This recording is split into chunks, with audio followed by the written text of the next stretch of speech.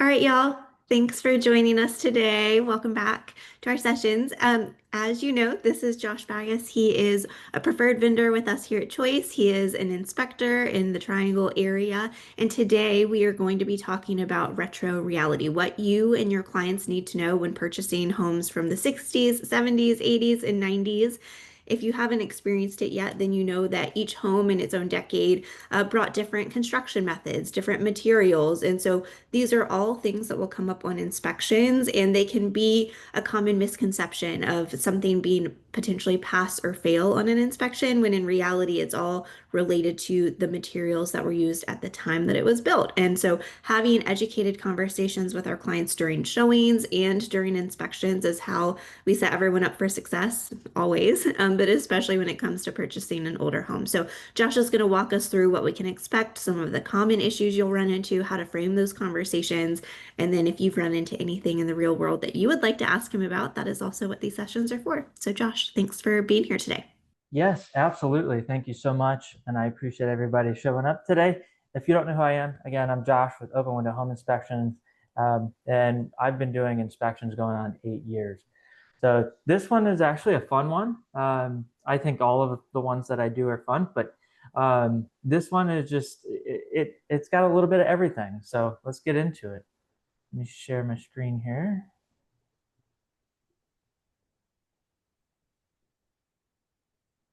Oh no, everybody disappeared on me.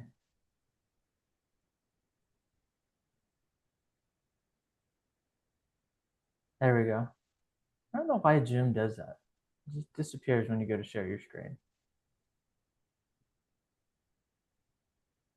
All right. I'm not able to see comments or anything like that, so please feel free to just chime in.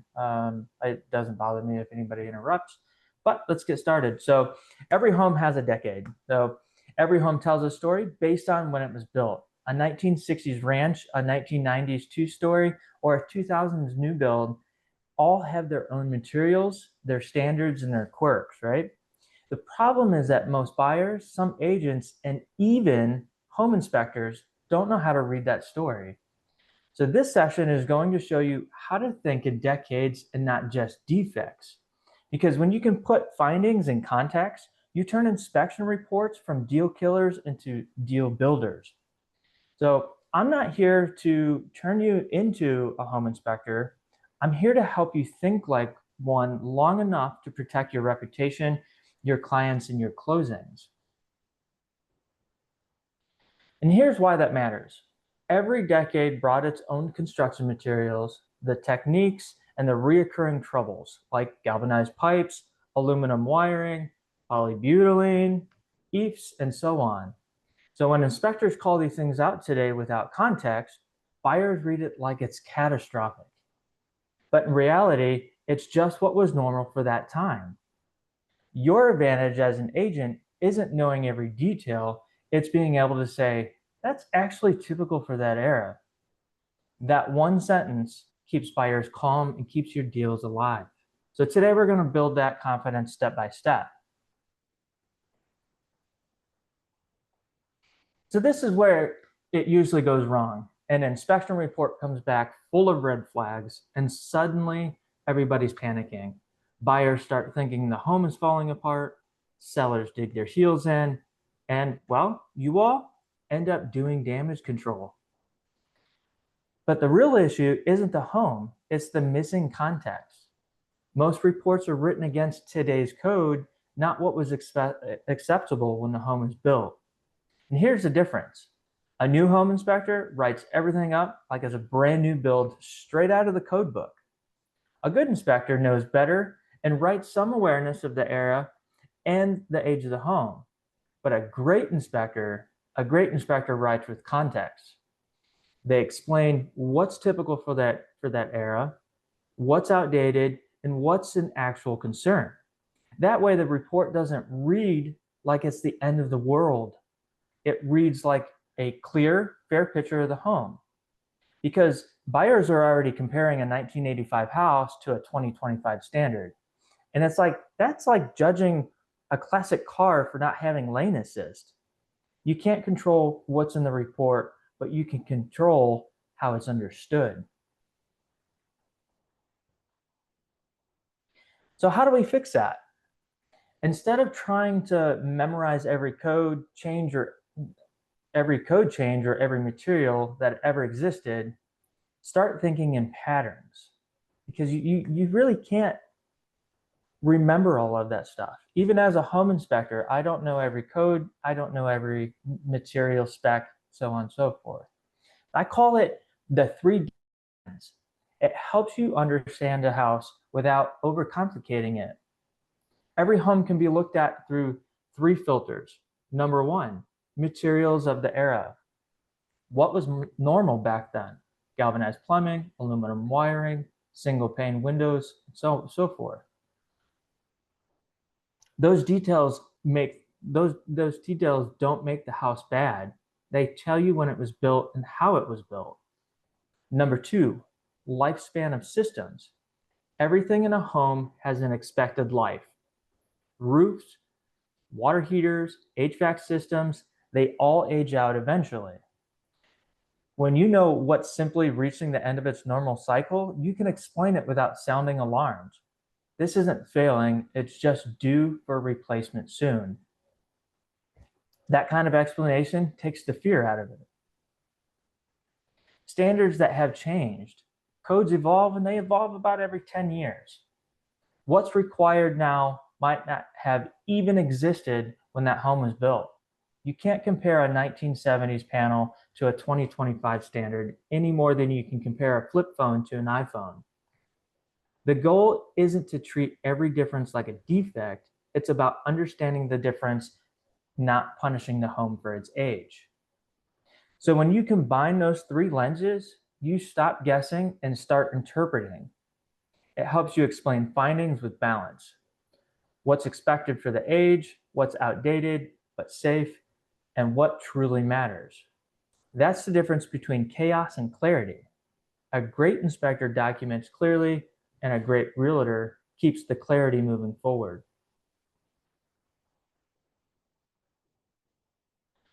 So here's how you can actually use this 3-decade lens in your day-to-day. When you're with a client during a showing, an inspection, or even those tense report calls, don't try to sound technical or over detailed. The inspector's already going to do that for you. And I tell you what, they'll do that plenty for you. So you don't need to quote building codes, like I've said, or the material specs. You just need to sound like someone who's seen enough homes to know what's typical and what's worth paying attention to. So here's how to use the lens. It's simple. Ask yourself what the number 1 materials of the era are. When a buyer, for example, when a buyer points something that looks old, give it context. Oh, that's aluminum wiring. It was common in the 70s, but it doesn't mean the house is unsafe. It means that it's built from that time period. See how you grounded that conversation? Number 2, lifespan of systems. When they see something aging out, help them understand what's normal. This roof is around 20 years old. That's about its expected lifespan. It's not failing, it's just something to plan for. When you put it like that, buyers stop spiraling and start thinking. Number 3, standards that have changed. When code items come up, don't make the home sound outdated, make it sound understood. Here's an example. Homes from that time weren't required to have GFCIs everywhere. That wasn't standard until later. It's a small, inexpensive update, not a major concern. You're showing the buyer that the home isn't broken. It's just built from a different time. Most of the time, that's all it takes. You don't need to explain every line on the report. You just have to set the tone early and stay calm when the report hits. Now, here's a tool that can help you practice this in real time. After you get an inspection report, you can drop the PDF into ChatGPT and use a simple prompt that breaks it down through the 3-decade lens. You can literally copy and paste this. And I'll have this on a shareable pamphlet or a document for you all. That way you can take this and drop any past reports that you have. I have a video on here. I don't know if the audio is going to work, but it was pretty interesting when I did this. And one of the things that we're going to start doing at Open Window is actually start building bots that we share with our partners, where they can go in and use these bots on a daily basis to, for example, find the age of an HVAC system. So this is just one of them that we're actually working on. And this was really, really cool to play with the other day, excuse me. So here's a prompt.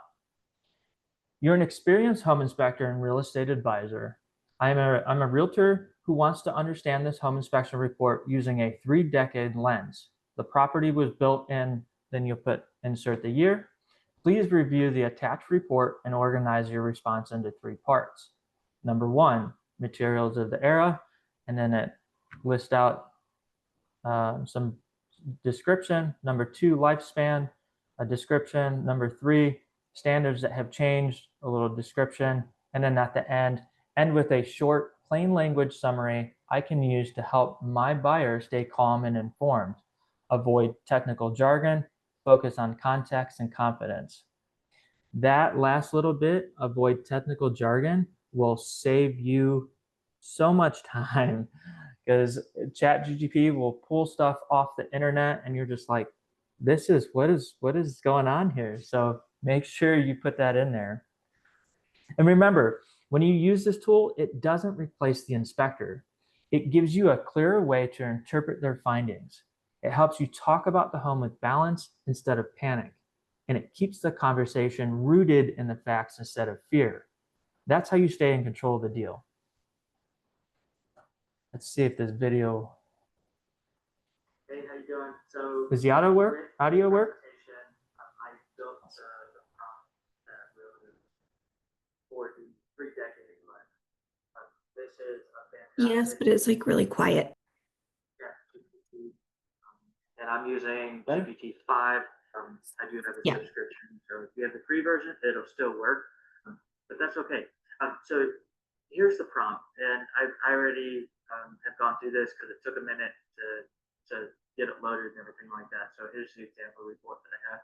This is an actual report. I had to get rid of the address, things like that. So here's the prompt. You're an experienced home inspector and real estate advisor, and I'm a realtor who wants to understand this home 6 February.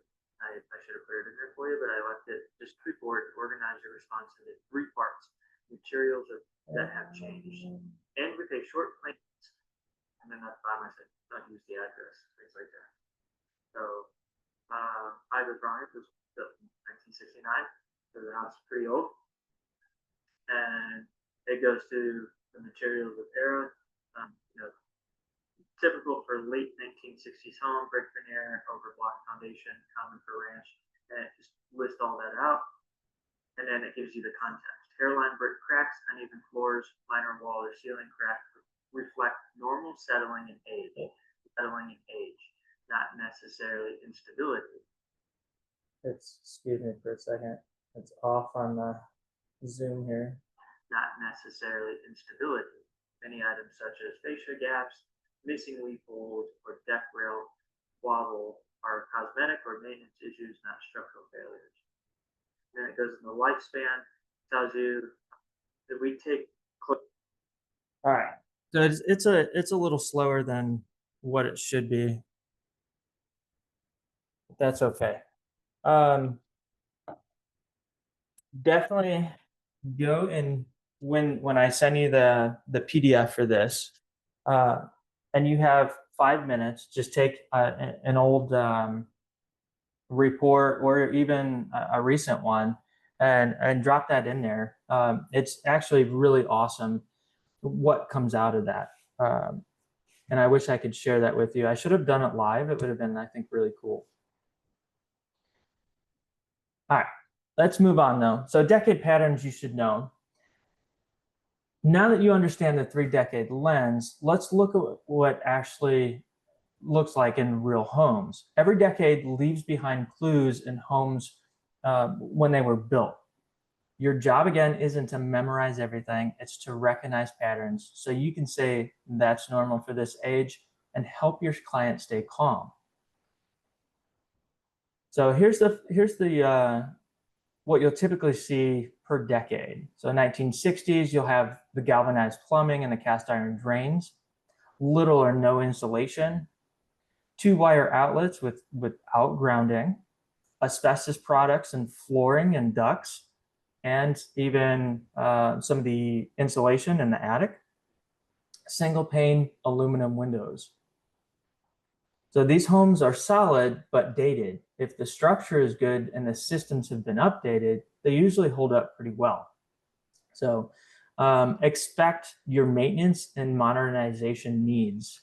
For 1970s, you're going to start seeing the aluminum wire in some circuits, lead-based paint before 1978, early GFCI outlets, often only in kitchens and maybe some bathrooms, and then your Federal Pacific or Zinsco electrical panels.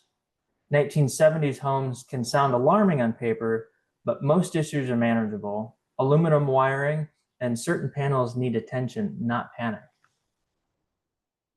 Your 1980s, you've got your polybutylene plumbing, your early truss roof framing. That's when they started building the trusses, the engineered trusses, masonite or pressboard siding, and that the pressboard siding is, you'll know if it's pressboard or not because there'll be moisture damage about every 2 feet. And then builder grade finishes and insulation. This is when builders started experimenting with cheaper materials. You'll see more repairs and replacements, but most of it normal for the age. For your 90s homes, you'll have the exterior insulation and finish system, also known as EIFS, and synthetic stucco finishes. And what was wrong with that is when they first started coming out with EIFS, they didn't have a drainage system behind it. And what was causing it was causing moisture damage and molds and a lot of nastiness behind that. And then you'll have vinyl sidings and windows, basic HVAC and roofing systems, standard insulation, and electrical layouts. The 90s were about speed and affordability. Most of what shows up in the inspections for this area is age-related and not structural failures.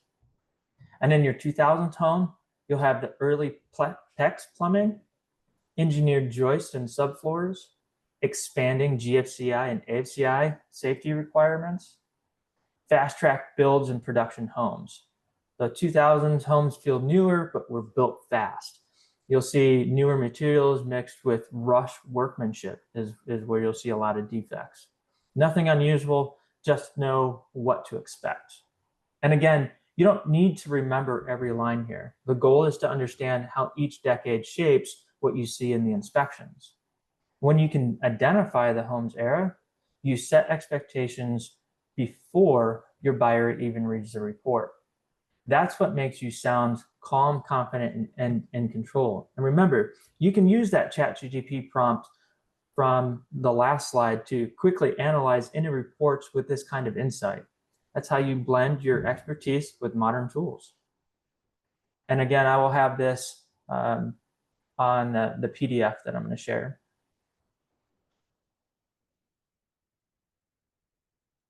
So this is where it all pays off. You learn a 3-decade lens, you've seen the patterns. Now let's talk about how you actually use it with real people and real conversations. Every inspection brings emotions. Buyers are nervous, sellers are defensive. Your job is to stay calm, keep the conversation factual, and give context. So here's a simple way to handle it. Before, during, and after. Before the inspection, set expectations before the report even hits their inbox. Say something like, this home was built in the 80s, so expect to see a few age-related items like polybutylene, plumbing, or early GFCIs. That's normal for the era. That one sentence does 2 things. It builds trust and it stops surprise panic later. This will help buyers know what's coming. They'll interpret the report through the lens instead of reacting to every red highlight like it's a disaster. during the inspection. Don't disappear during the inspection if you're attending. Be involved, listen. If the inspector points out something that sounds scary, help keep it in perspective, because you know he's going to. They always do, because they're in that inspector mode and they just point it out and they just blurt whatever is on their mind at that moment. So for example, if they mention outdated panel or missing GFCIs, you can say, that's pretty typical for this age of the home. The inspector is just noting it for awareness, not emergency. You're not downplaying the finding, you're framing it with context. That kind of calm energy keeps everyone grounded and shows the inspector that you value clarity, not sugarcoating. And then after the report, this is where the deals live or die, right? When the report lands, your job is to help your client sort through what's normal and what actually matters. You might say, most of what you're seeing here is common for the age of the home. You see the trend, common for the age of the home. Let's focus on a few items that need attention or negotiation. You're not minimizing issues, you're helping them separate noise from real risk. And to me, that's leadership.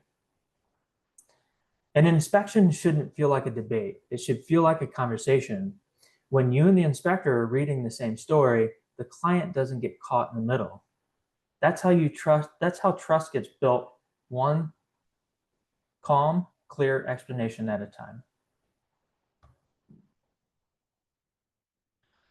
So you've seen how it all fits together. When context drives the conversation, the inspection stops being the stressful part of the deal. It's really that simple. Clarity keeps everyone steady, the buyer, the sellers, and us. And when things stay steady, closing happen naturally. That's the goal, less chaos, more closings. This is your takeaway. The decade cheat sheet breaks down everything we talked about into a quick reference. It's not about marketing piece, it's a tool. You can pull it up before a showing, before you send an inspection report, or when a buyer starts to spiral a little or a lot. It gives you decade by decade patterns, what's common, what's aging out, and what's worth paying attention to. Keeps it simple. Use it to frame the conversation before the report hits or to calm things down after it lands. The more you use it, the faster you'll recognize the patterns and some smoother deals. Let me get this real quick for you, this link. I'm going to drop it in the chat.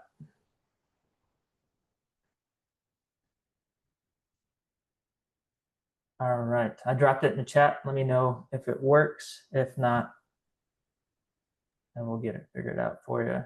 Got it. Thanks, Josh. And I'll be sure to include that in the recording email as well. Okay, perfect. Appreciate it. All right, so let's get into it. What's been blowing up your inspections lately?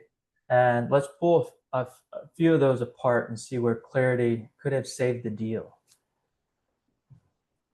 I'm going to stop sharing. I'm all done here. I love the cheat sheet idea, especially thinking about during buyer's consultation. Maybe they don't know the year or haven't even thought about that. I think that's a good way to narrow that down, to let them know that expectations, before going into it. These are possible things to see. Absolutely, yeah.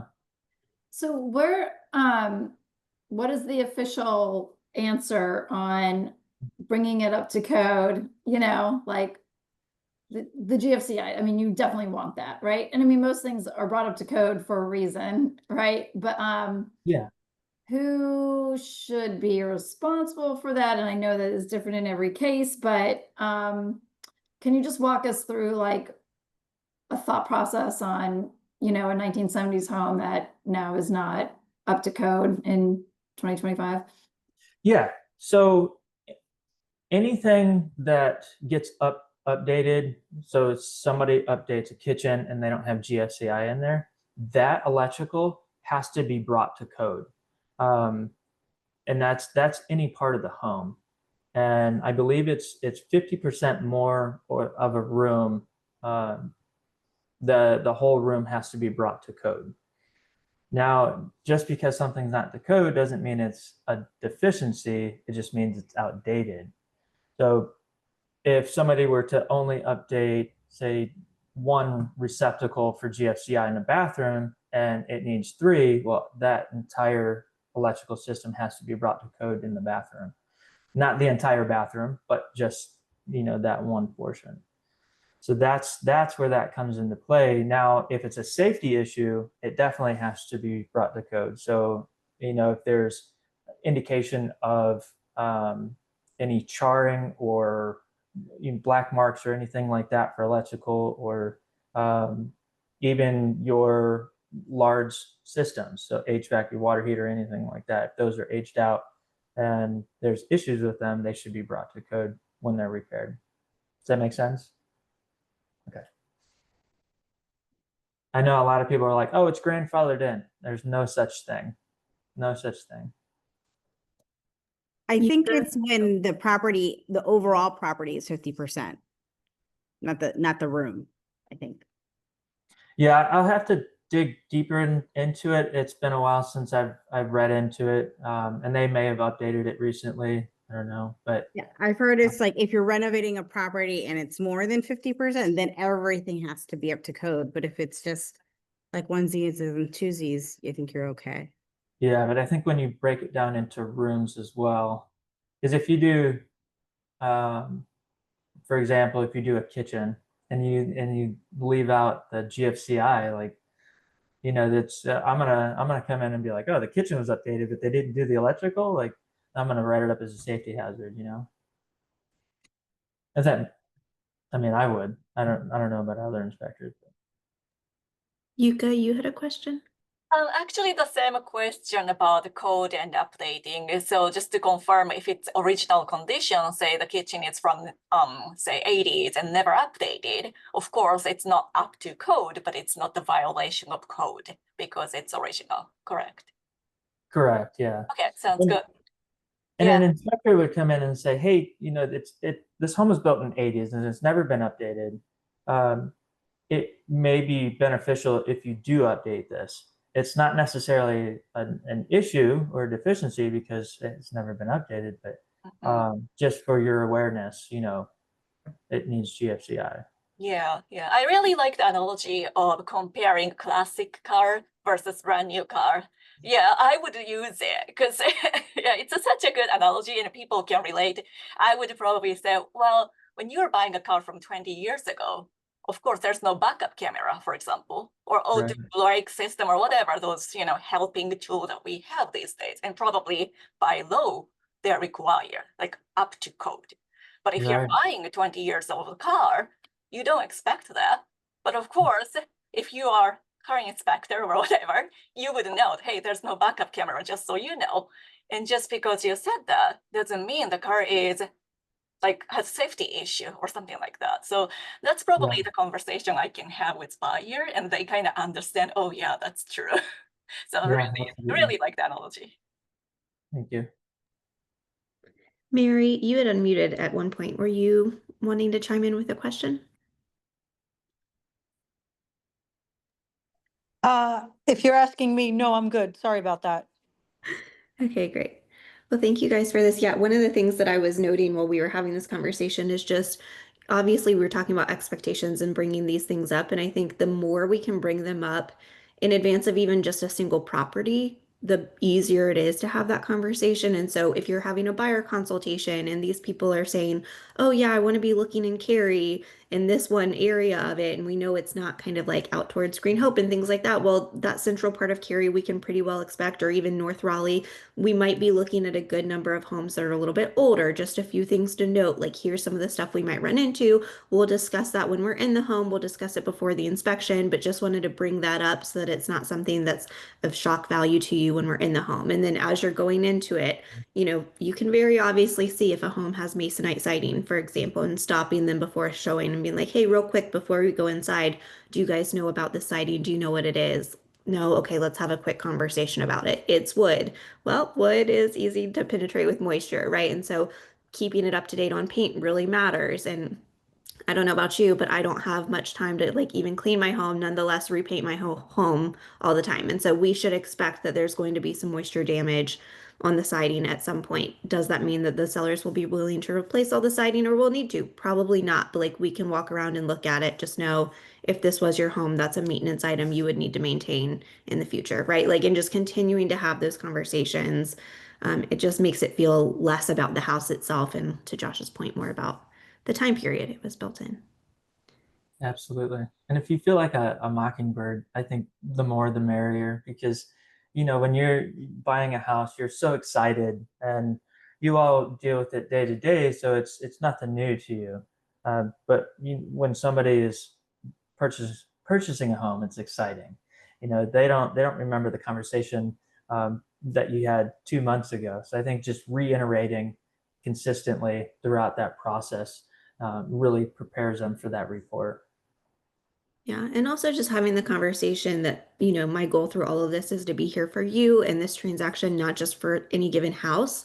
And so while we're going through it, I will always point out all of the elevated features, but I'm also going to take some time to point out some things that should just be on your radar. And I want you to know that's not me nitpicking the house. I don't want to sound like a Debbie Downer. I just want to set some expectations for you so that when you get that inspection, it doesn't come off as a surprise. And if you want to totally ignore what I'm saying, feel free. But I just want to put it out there based on the experiences that I've had, you know.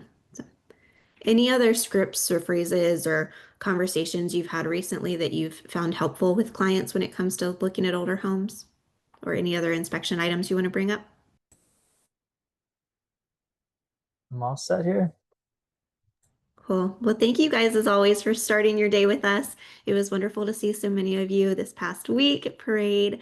And as always, I just enjoy seeing your faces and hearing your voices on these calls. So thank you for your time. Josh, as always, thank you for making yourself available, for sharing your knowledge with us. I appreciate it. I'll be sure to get this recording out and we'll make sure to include that cheat sheet in it. Have a wonderful day, you guys. Thank you. Bye. Yeah, take care. Have a good one.